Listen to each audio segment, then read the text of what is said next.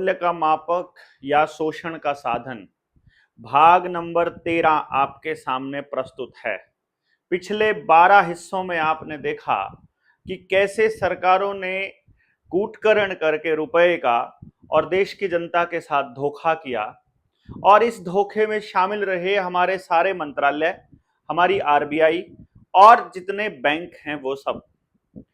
पीछे चर्चा में हमने आपको बताया था, फ्लैश जला दे। पिछली चर्चा में हमने आपको बताया था कि फ्लैश का क्या करेंगे जो पीछे बैकग्राउंड में कुछ है ही नहीं। मैं आपके सामने आज एक ऐसा मुद्दा लेकर के आ रहा हूं, चूंकि लाइट हमारी चली गई है और हम वीडियो बनाने वाले थे 13वां पार्ट रुपए का, और रुपए पर परिचर्चा अभी का मुद्दा था। तो वो मुद्दा हम डिस्कस करेंगे जब अगली वीडियो बनेगी। तब तक के लिए आपके जहन में कुछ सवाल छोड़कर जा रहा हूं। वो सवाल आपको देखने हैं और ये ट्रेनिंग्स जब हमारी हो चुकी होंगी, सुल्तानपुर की ट्रेनिंग और वर्धा का, तो 20 तारीख के बाद हम इस वीडियो को, दूसरी वीडियो को, 13वें पार्ट को हम अपलोड करेंगे। अभी आपके सामने एक सवाल है। देखिए, आपको सरकार का आदमी कहता है कि, या बैंकों का आदमी कहता है कि अभी रुपए के पीछे सोना आपको नहीं दिया जाएगा। तो पहला सवाल एक ये उठता है, क्या ये सोना कभी भी नहीं दिया जाता था, या बैंकों में या आरबीआई में कभी नहीं रखा जाता था? तो वो बोलेगा कि रखा जाता था। कि कब रखा जाता था? वो मान लेते हैं, वो कहता है कि 1970 के बाद, 1968 के बाद, जब से ये नए नोट जारी हुए, गांधी जब आए नोट के ऊपर, तब के बाद जो है वो अब सोना नहीं रखा जाता। तो मतलब यह है कि उससे पहले रखा जाता था कि हाँ, तो रखा जाता था। तो मेरे दादाजी ने जो पैसा कमाया है, या मेरे दादा के पिताजी ने जो पैसा कमाया है, वो तो सोने में कमाया है कि हाँ, क्योंकि जितना रुपया छपा है उतने रुपए का बराबर में सोना है। और वो कह रहे हैं कि भाई हम धारक को 100 रुपए के बराबर का सोना देने के लिए बाध्य हैं। चलिए ठीक है।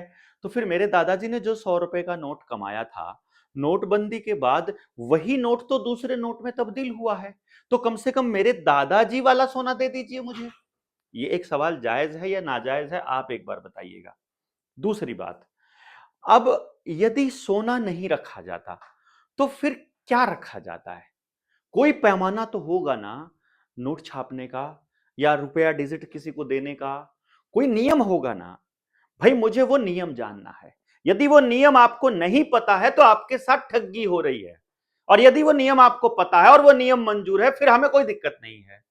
परंतु हम जो जानकारी आपको दे रहे हैं, कम से कम उस जानकारी को एक बार दिमाग में सोच तो लीजिए। सरकार को अपनी मनमर्जी चलाने का अधिकार दे दिया आरबीआई ने, और सरकार ने आपस में एक दूसरे को, बैंकों को, आरबीआई ने अपनी मर्जी के नोट छाप लिए। मर्जी के नोट आपको तो नहीं मिलेंगे यदि आप दुकानदार हो, आप जितना सामान बेचोगे उसके हिसाब से मिलेगा। यदि आप नौकरी करने वाले हो तो भी मर्जी के नहीं मिलेंगे। यदि आप लोन लेने वाले हो तो भी आपको मर्जी का नहीं मिलेगा, फिर भी आपकी प्रॉपर्टी के बराबर आपकी कीमत रखी जाएगी। लेकिन उद्योगपति को मनमर्जी का लोन दिया जा सकता है। 8,000 करोड़, 15,000 करोड़, 50,000 करोड़, 1 लाख करोड़, कितना ही दे दो। और आपको नहीं मालूम है कि उनको जो लोन दिया जाता है वो केवल डिजिट में दिया जाता है, और सिक्योरिटी होती है कि वो जो टेंडर उनको मिलता है, ठेका जो मिलता है, उस ठेके से फिर जो आमदनी होती है, आम जनता की कमाई, वो लूटी जाती है और वो भरपाई करते हैं। यानी जो मनमाने तरीके से उनको लोन दे दिया जाएगा, उसकी भरपाई आपको करनी पड़ेगी। जैसे ही वो मनमाने तरीके से उनको करोड़ों रुपया दे देंगे, हजारों करोड़ दे देंगे, आपके रुपए की कीमत घट जाएगी। इसीलिए जितनी मेहनत करते थे से पहले आप एक एकड़ जमीन ले लेते थे, उतनी मेहनत से आज 100 गज जमीन नहीं ले पाते हो। ये खेल समझना है आपको। आप दिन रात काम करते रहेंगे और आपकी एनर्जी को वो हार्वेस्ट करते रहेंगे इस तरह से, आपको गलत इंफॉर्मेशन दे करके। It's very important to know कि आपको जो रुपया दिया जाता है उसकी असल वैल्यू क्या है, उसका मानक क्या है। भारत की बर्बादी का सबसे बड़ा कारण मानक खत्म होना है। आदमी होने का मानक क्या है, जानवर होने का मानक क्या है, पेड़ होने का मानक क्या है, शुद्धता का मानक क्या है, घी का मानक क्या है। आप गाय के घी को, भैंस के घी को और सुअर के घी को, सुअर मतलब जो एचएफ है, जो अमेरिकन गाय जिसको कहते हैं, उसको बराबर कैसे कह सकते हो आप? तीनों का अपना एक मानक है भाई, और वो मानक जैसे ही टूटेगा असलियत टूटेगी, सब टूटेगा। जो पेड़ हैं, जो जेनेटिकली मॉडिफाइड हैं, उनका अलग मानक है, और जो ओरिजिनल हैं, जो पुराने टाइम के हैं, देसी हैं, वो ओरिजिनल है, वो अलग चीज है।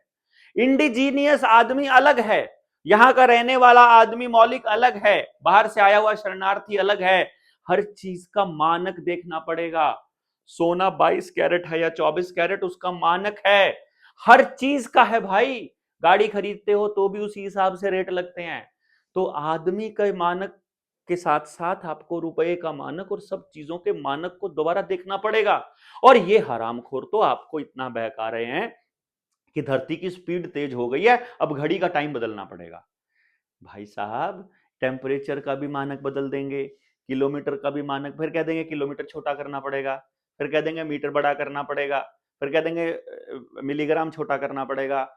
ये नहीं चलता है भाई। आदमी को चिप लग जाएगी तो आदमी तो कहाँ रहेगा, ट्रांस ह्यूमन बन जाएगा भाई। उसके अंदर अगर नैनो रोबोट्स चल रहे हैं तो वो ट्रांस ह्यूमन है। अगर वो 5G से कंट्रोल किया जा सकता है तो वो आदमी कहाँ बचा। इसलिए आपको समझना जरूरी है। तो आपको जो सवाल पूछना है वो ये पूछना है, मेरा रुपया है क्या। 5 अगस्त का टाइम रखा है हम लोगों ने। 5 अगस्त को सबने बैंकों में जाना है, ताकि 15 अगस्त को किसानों का और गरीबों के लोन के ऊपर कोई ना कोई लाल किले से घोषणा ये लोग कर सकें। इसलिए आपको ये समझना जरूरी है कि जो आपको लोन दिया गया है वो फ्रॉड है, फ्रॉड है, फ्रॉड है। आरबीआई प्राइवेट संस्था है। 2019 का मद्रास हाई कोर्ट का फैसला देख लीजिए। आरबीआई के कर्मचारी और बैंकों के कर्मचारी सरकारी कर्मचारी नहीं है किसी भी बैंक का। आपको यह समझना पड़ेगा, अगर सरकारी संस्था नहीं है तभी ऐसा हो सकता है कि सरकारी कर्मचारी नहीं है। दैट इज वाई मैं आपको बोल रहा हूं, इस फ्रॉड को समझ लीजिए। इसी फ्रॉड से आपकी जमीनें हथियाई जा रही हैं। आप बताइए, आपके आसपास कितने लोगों के घर नीलाम हो रहे हैं और कैसे हो रहे हैं। मतलब 80 लाख का लोन था, 60 लाख भर चुका है, फिर भी 20 लाख बचे हुए हैं। और कमाल की बात यह है, 60 लाख नहीं भर चुका है, 80 लाख का लोन था, वो लगभग 90 लाख या 1 करोड़ भर चुके हैं, और फिर भी 20-30 लाख रुपया बचा हुआ है, और फिर भी मकान उसका नीलाम हो रहा है। और वो कहते हैं हम बेच करके पैसा दे देंगे आपको। भाई, अगले की मकान की कीमत 1.5 करोड़ हो चुकी है, 2 करोड़, वो कह रहे हैं हम इसे बेच करके आपका ये 20 लाख दे देंगे, बाकी ना ना, हमको प्रॉपर्टी चाहिए। अगर आप लोगों के साथ ऐसा हुआ है कहीं पर तो लिखिए कमेंट बॉक्स में और बताइए। फिर उसके बाद हम 13वें पार्ट को आपके सामने लेकर के आएंगे। इसलिए मैं आपको ये बोल रहा हूं, मानक होना बड़ा जरूरी है। तो ये कुछ सवाल, हम रुपए पर परिचर्चा ही हमारा अगला पार्ट रहेगा, और तब तक के लिए हम लोग इसको अगले हिस्से पर लेके जाते हैं।